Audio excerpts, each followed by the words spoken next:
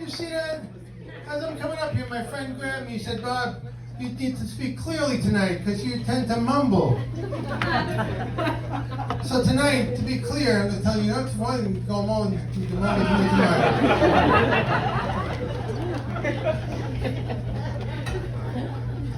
My wife and I have done some traveling. I want to tell you a little bit about it. But by the way, you probably heard last year, Spirit Airlines and Frontier Airlines merged. Now this is a classic example of two wrongs don't make a flight. The pre-flight briefing goes something like this. Please contact your nearest flight attendant if you have any extra leg room. We can fix that. Our cabin today is equipped with 2 exits in the rear, 2 exits in the side, and 2 exits in the front. In case of a crash landing, there will be at least 2 more. In the unlikely event of a loss of cabin pressure, to get your oxygen mask down, you will need exact change.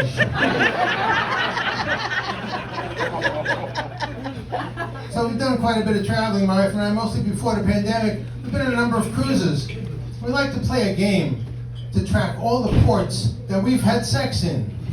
And I keep a list. Last I looked, she was way ahead.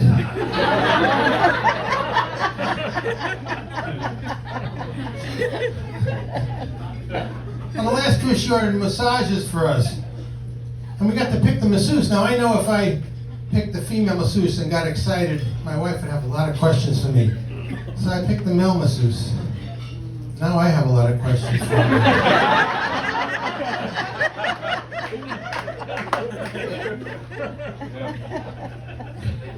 And we love traveling. I don't mind traveling alone as much. Sometimes I prefer it. Someone always wants to tag along with me, like my wife. We were on our way to Rio de Janeiro, bikini capital of the world. I think we'd enjoy that.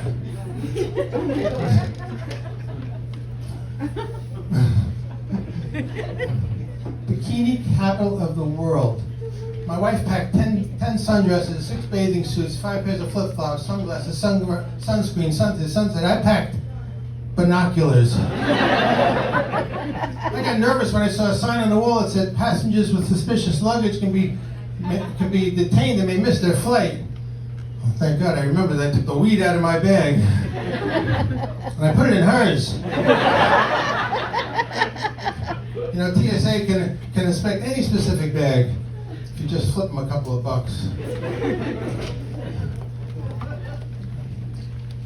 We once spent some time in Iceland. Anybody been to Iceland? Great place. I highly recommend it. It's like nothing you've ever seen. It's like picking me up and dropping me on the surface of the moon.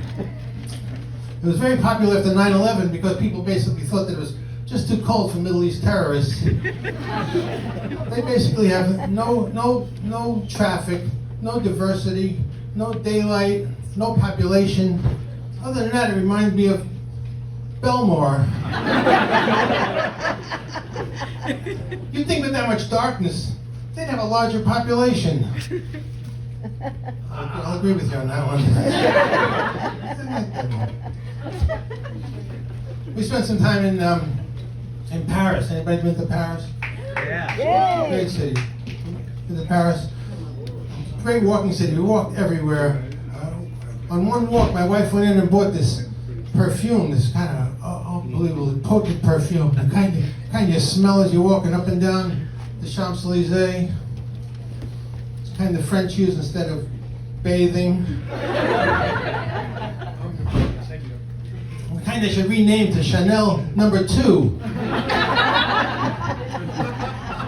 And the bidets, I love the bidets are everywhere. I just love the bidets. My feet have never been cleaner.